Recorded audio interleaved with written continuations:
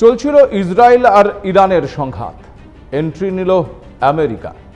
কিন্তু ইরানের বিরুদ্ধে আমেরিকার এই আগ্রাসনের কারণ কি? ইসরায়েলের সাথে ইরানের যুদ্ধের মাঝে কেন আগ বাড়িয়ে হামলা চালাতে হলো আমেরিকাকে? ইরানের কাছে কি এমন কিছু আছে যে তারা আমেরিকাকেও ভয় পাচ্ছে না? আচ্ছা, আপনি জানেন গত এই 11-12 দিন ধরে চলা এই যুদ্ধে কত টাকা খরচ হয়েছে? যুদ্ধ করছে ইরান, ইসরায়েল আর আমেরিকা, কিন্তু তার ফলে ভারতের অর্থনীতিতে কি প্রভাব পড়তে চলেছে? আমরা দেখছি, শুনছি আর ভাবছি ওরা যুদ্ধ করছে তো আমাদের কি, কিন্তু এর সরাসরি একটা প্রভাব কিভাবে এবং কতটা ভারতে পড়তে চলেছে, আমার আপনার পকেটে পড়তে চলেছে, তার আন্দাজ বোধহয় করতে পারছি না আমরা। আজ সেই তথ্যই দেব আপনাদেরকে। আপনারা দেখতে শুরু করেছেন এডিটার্স ডায়েরি। আমি ভাস্কর দত্ত রয়েছি, আপনাদেরকে স্বাগত জানাই আরও একটি এপিসোডে। প্রথমে আসি ইরানের প্রসঙ্গে। কেন ইরানের মতন দেশের বিরুদ্ধে যুদ্ধে নামতে হলো আমেরিকাকে? যে ট্রাম্প কোনো এক সময় আক্রমণ বা হামলা চালানোর বিষয়ে প্রাক্তন মার্কিন প্রেসিডেন্ট বারাক ওবামার সমালোচনা করেছিলেন, সেই ট্রাম্প কি কারণে এবার এই হামলা চালালো? ইরানের কাছে কি এমন কিছু আছে যা আমেরিকার মাথা ব্যথার কারণ? আমেরিকার মতো দেশের সাথে পাঙ্গা যখন বিশ্বের তাবড় তাবড় দেশ নিতে চাইছে না, তখন ইরানের কি শক্তি আছে যে একাই আমেরিকার রক্তচক্ষুকে তোয়াক্কা না করে পাল্টা আক্রমণ চালিয়ে যাচ্ছে? এই প্রশ্নগুলোর উত্তর খুঁজতে হলে আমাদের একটু ইতিহাসে পাড়ি দিতে হবে। ইরান, এই দেশটির ইতিহাস সম্পর্কে একটু প্রয়োজন রয়েছে জানা। বিশ্বের প্রাচীনতম সভ্যতার সাথে জড়িয়ে রয়েছে এই দেশটি। আমরা সকলেই জানি বিশ্বের প্রাচীনতম সভ্যতা হলো মেসোপটেমিয়া সভ্যতা। ইরানের খুজেস্তান প্রদেশের কিছু অংশ এই মেসোপটেমিয়ার অন্তর্ভুক্ত ছিল। প্রাচীন ইরান ঐতিহাসিক পারস্য নামে পরিচিত ছিল। ইরানের একটি সমৃদ্ধ সাংস্কৃতিক এবং রাজনৈতিক ইতিহাস রয়েছে যা প্রাচীনত্বের দাবি রাখে। ইরানকে আনুষ্ঠানিকভাবেই বিশ্বের প্রাচীনতম দেশ হিসেবে স্বীকৃতি দেওয়া হয়েছে, যা খ্রিস্টপূর্ব 3200 অব্দে প্রতিষ্ঠিত হয়েছিল। ইরান মূলত প্রাচীন পারস্য সভ্যতার অংশ। পারস্য সভ্যতা বিশ্বের অন্যতম প্রাচীন এবং প্রভাবশালী সভ্যতাগুলোর মধ্যে একটি, যা বর্তমান ইরানের ইতিহাসে গভীরভাবে প্রভাব ফেলছে। খ্রিস্টপূর্ব 6ষ্ঠ শতাব্দীতে পারস্য সাম্রাজ্য বিশ্বের অন্যতম বৃহৎ সাম্রাজ্য ছিল, যার কেন্দ্র ছিল বর্তমানের এই ইরান। আমরা বর্তমানে প্রতিদিন যে সমস্ত জিনিসপত্রগুলো ব্যবহার করি, তার মধ্যে অনেক কিছুই শুরু হয়েছিল এই দেশটি থেকে। প্রাচীন এই দেশটি একত্রে বসবাস করতে শিখিয়েছিল, একে অপরের মতামতকে গুরুত্ব দিতে শিখিয়েছিল। পারস্য সভ্যতার আবিষ্কারের মধ্যে উল্লেখযোগ্য বিষয়গুলির মধ্যে রয়েছে মানবাধিকার। ভাবতে পারেন, বিশ্বে প্রথম মানবাধিকারের কথা বলেছিলেন পারস্যের রাজা সাইরাস দ্য গ্রেট। 539 খ্রিস্টপূর্বে নবনিডাসের কাছ থেকে ব্যাবিলন দখলের পর একটি মাটির সিলিন্ডারের ওপর কিছু নথি জারি করেছিলেন রাজা সাইরাস, যা বর্তমানে বিশ্বের প্রথম মানবাধিকার সনদ হিসেবেই পরিচিত, যাকে আবার সাইরাস সিলিন্ডারও বলা হয়। বর্তমানে লন্ডনের ব্রিটিশ মিউজিয়ামে রয়েছে এই সাইরাস সিলিন্ডারটি। এছাড়াও ডাক ব্যবস্থা, এই ডাক ব্যবস্থারও সূচনা হয়েছিল ওই পারস্য সভ্যতায়, যাকে সেই সময় চাপরখানা বলা হতো। রাজা সাইরাস দ্য গ্রেট এই পদ্ধতির সূচনা করেছিলেন, আর এরপর দায়রাস দ্য গ্রেট এই ব্যবস্থাকে 2500 কিলোমিটার পর্যন্ত বিস্তার করেছিলেন। চাপর তাদের বলা হতো যারা ঘোড়ায় করে বার্তা পৌঁছে দিত। এমনকি আজকের ফ্রিজ বলতে যা আমরা বুঝি, সেই ফ্রিজেরও সূচনা হয়েছিল ওই পারস্য সভ্যতায়, যাকে সেই সময় বলা হতো ইয়াকচাল। ইয়াকের অর্থ হলো বরফ, আর চাল শব্দের অর্থ গর্ত। মাটির তৈরি অনেকটা ডিম্বাকৃতির একটি ঘরের মতো ছিল এই ইয়াকচাল, যার মধ্যে খাবার রাখলে তা ঠান্ডা থাকত। এছাড়াও গণিতের ক্ষেত্রেও এই পারস্য সভ্যতার একটা বিরাট অবদান রয়েছে। মুসা আল খোয়ারিজমি একজন পার্সি গণিতজ্ঞ ছিলেন, যিনি অ্যালজেব্রা বা বীজগণিতের আবিষ্কার করেছিলেন। অ্যালজেব্রা বা অ্যালগরিদম এই শব্দগুলো তার নাম অনুসারেই রাখা হয়েছিল।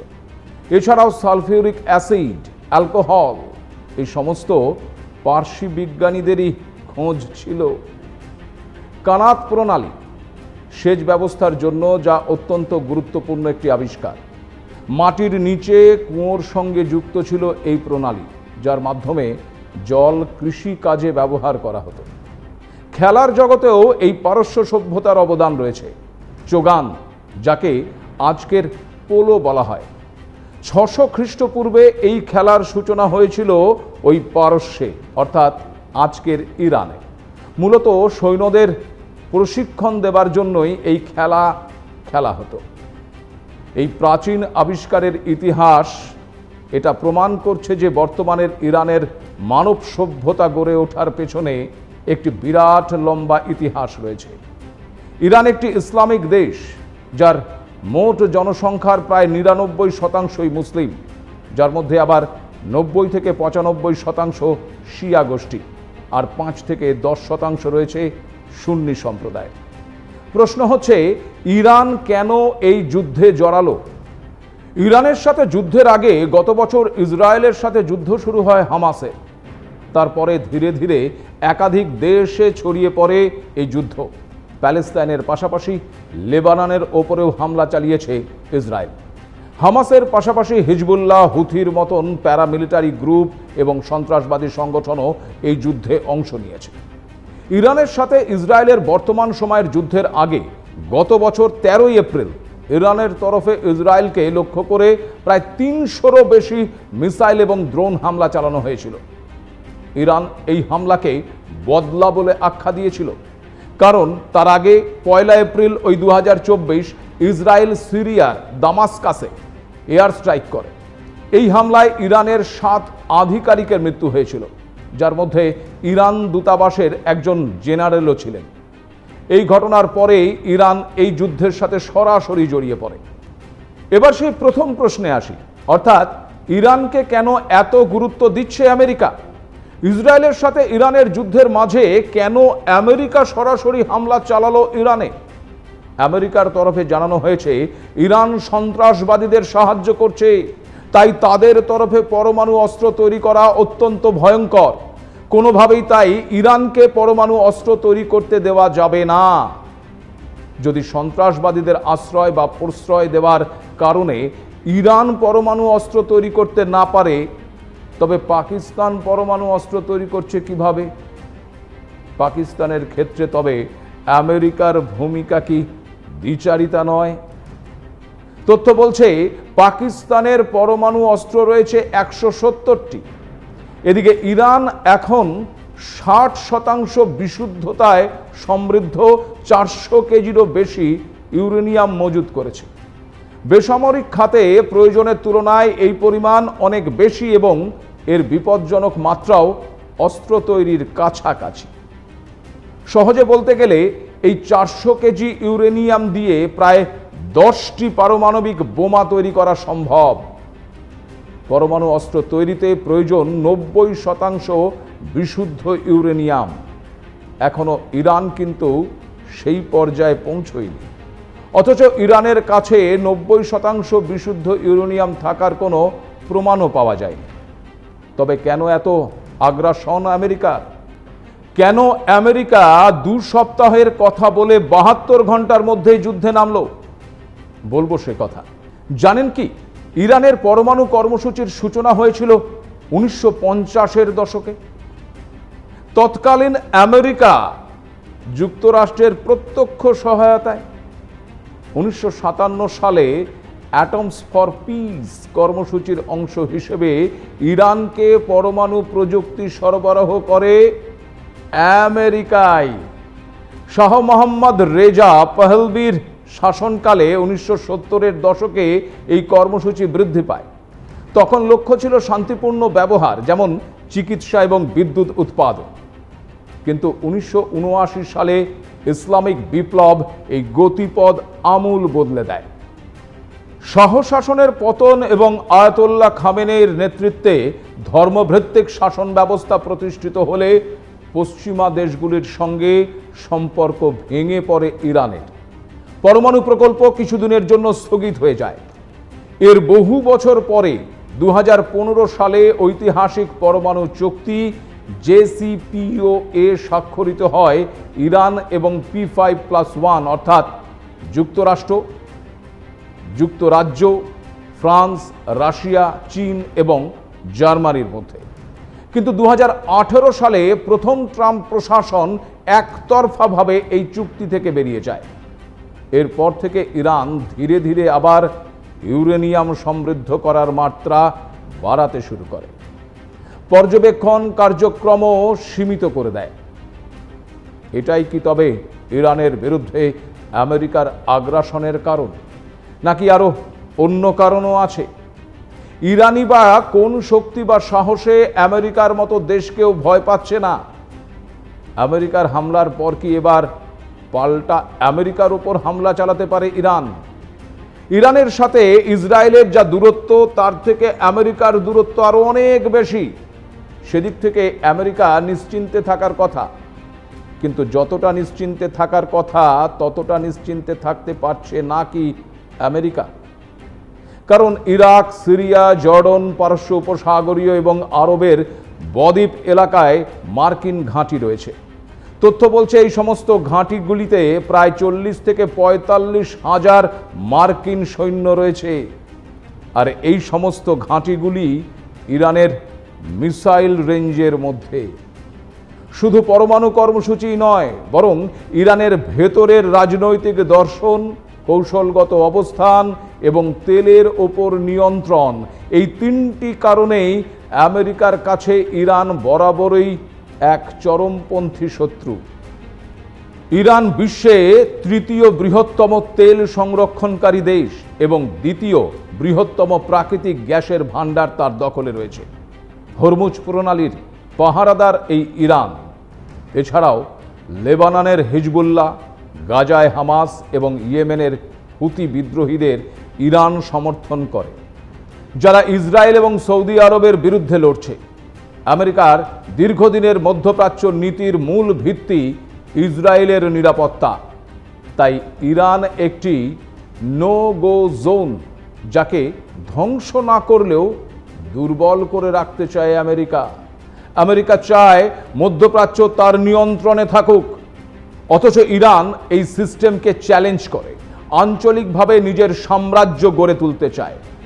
এখন প্রশ্ন হচ্ছে, ইরান আমেরিকার রক্তচক্ষুকে কেন ভয় পাচ্ছে না? এই সাহসের নেপথ্যে কি রয়েছে? 1979 সালের ইসলামী বিপ্লব ইরানকে শিখিয়েছে আমেরিকার মতো সাম্রাজ্যবাদী শক্তির সঙ্গে আপোষ নয়, বরং প্রতিরোধী পরিচয়। এই বিপ্লবের মাধ্যমে ইরান একটি ইসলামী প্রজাতন্ত্রে রূপান্তরিত হয়েছে। ইরান নিজে কখনো সরাসরি যুদ্ধে না জড়িয়েও হিজবুল্লাহ, হুথি, ইরাকি শিয়া মিলিশিয়া ব্যবহার করে আমেরিকা এবং তার মিত্রদের বিরুদ্ধে যুদ্ধটা চালিয়ে যাচ্ছে। আর এই প্রক্সি ওয়ারের কৌশল ইরানকে আপাত দৃষ্টিতে ছোট শক্তি মনে হলেও তা মোটেও যে ছোট নয় তা বলাই যায়। রাশিয়া ও চীন সরাসরি ইরানের সামরিক সরঞ্জাম সরবরাহ করে না ঠিকই, কিন্তু রাজনৈতিক এবং অর্থনৈতিক সাহায্য ইরানকে আরও শক্তিশালী করে তুলেছে। ইসরায়েলের কাছে অত্যাধুনিক অস্ত্রের পাশাপাশি রয়েছে শক্তিশালী ডিফেন্স সিস্টেম। তবে অস্ত্রের শক্তিতে ইরানও কম যায় না। ইরানের হাতে রয়েছে ইমাদ, গদর, খাইবার, শেকান সহ প্রায় 9 রকমের বিভিন্ন রকমের ক্ষেপণাস্ত্র, যা আছড়ে পড়ছে ইসরায়েলের বিভিন্ন প্রান্তে। তার কোনোটার গতি ঘন্টায় 560 থেকে আবার 1242 মাইল। ক্ষেপণাস্ত্রগুলির অধিকাংশই র্যাডারের চোখে ধুলো দিতে সক্ষম। এছাড়াও ইরানের হাতে রয়েছে সেজলিল, খোররাম শহর 4, শাহাব 3, পাহেব, এবং সবচেয়ে গুরুত্বপূর্ণ ফাতে 2, খাইবার, শেকান, হজ কাসেম, এরকম মাঝারি পাল্লার অসংখ্য ক্ষেপণাস্ত্র। এর কয়েকটি ক্লাস্টার বোমা যা একসঙ্গে একাধিক বোমা ফেলতে সক্ষম। বিশেষ করে ইরানের ফাতে একটি সুপারসনিক মিসাইল যার গতি শব্দের থেকেও বেশি। এখানে কেউ বলতেই পারেন যে ইসরায়েলের যা ডিফেন্স সিস্টেম তাতে ইরানের এই অস্ত্র কোনো কাজে আসবে না, কিন্তু সত্যিই কি তাই? ইসরায়েলের 3 ধরনের ডিফেন্স সিস্টেম রয়েছে। একটি হলো আয়রন ডোম, দ্বিতীয়টি হলো ডেভিড স্লিং এবং তৃতীয়টি হলো অ্যারো সিস্টেম। তথ্য বলছে আয়রন ডোমের 10 কিলোমিটার উচ্চতা এবং 70 কিলোমিটার দূরত্ব লিমিট রয়েছে। যদি এই দূরত্ব থেকে মিসাইল বা ড্রোন হামলা চালানো হয় তবে তা আয়রন ডোম আটকে দেবে। আবার ডেভিড স্লিং এর ক্ষমতা 15 কিলোমিটার উচ্চতা এবং 300 কিলোমিটার দূরত্ব। এই দূরত্ব থেকে যদি ক্ষেপণাস্ত্র আসে তবে তাকে ধ্বংস করতে পারবে।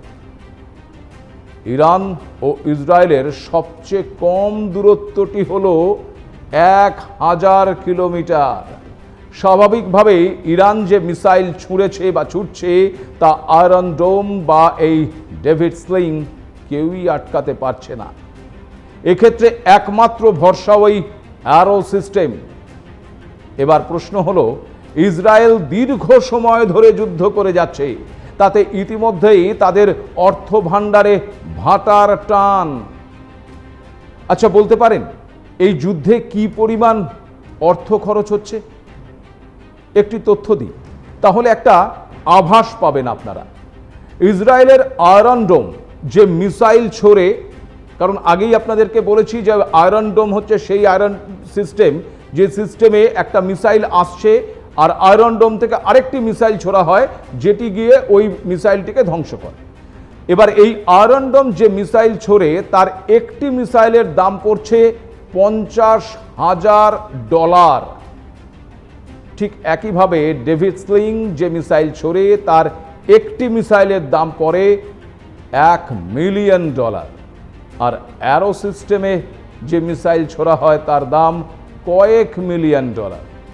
গত এপ্রিলে যে হামলা হয়েছিল তা প্রতিরোধ করতে একদিনে খরচ প্রায় $200 মিলিয়ন।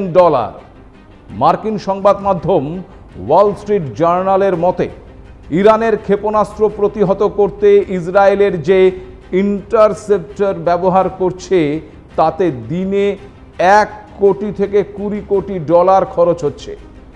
ভারতীয় মুদ্রায় ইসরায়েলের রোজ খরচ 1731 কোটি টাকা।